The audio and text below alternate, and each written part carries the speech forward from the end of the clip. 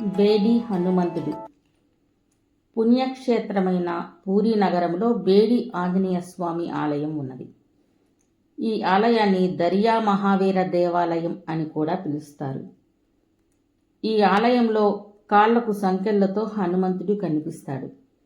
ఈ విధంగా హనుమంతుడిని బేడీలతో బంధించటానికి కారణంగా ఒక కథ ప్రచారంలో ఉన్నది. పూరీలో జగన్నాథుడి ఆలయం నిర్మించబడ్డాక సముద్రుడు స్వామివారిని దర్శించుకోవాలని ఉప్పొంగిపోతూ వచ్చాడట.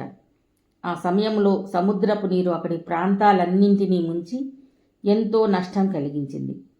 ఈ విధంగా జరగడానికి కారణం తెలుసుకొని జగన్నాథుడు హనుమంతుడిని అక్కడ కావలిగా ఉండమని కోరాడు. హనుమంతుడు అక్కడ ఉన్నాడు. సముద్రుడు ముందుకు రాకుండా ఉండేవాడు.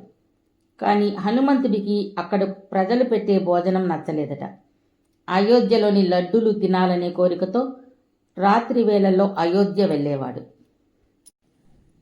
ఈ విషయం తెలుసుకున్న సముద్రుడు ఉప్పొంగి ఊరిని తిరిగి ముంచివేశాడు. ప్రజలందరూ కలిసి జగన్నాథుడిని కాపాడమని వేడుకున్నారు.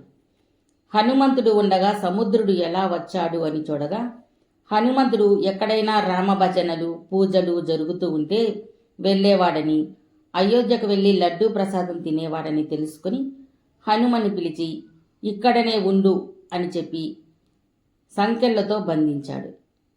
పూరీ ప్రజలు హనుమకు ఇష్టమైన లడ్డూ ప్రసాదాలను చేసి పెడుతున్నారు. సముద్రుడు ఎంత పెద్ద తుఫాను వచ్చినా పూరీ నగరంలోకి తిరిగి ప్రవేశించలేదట.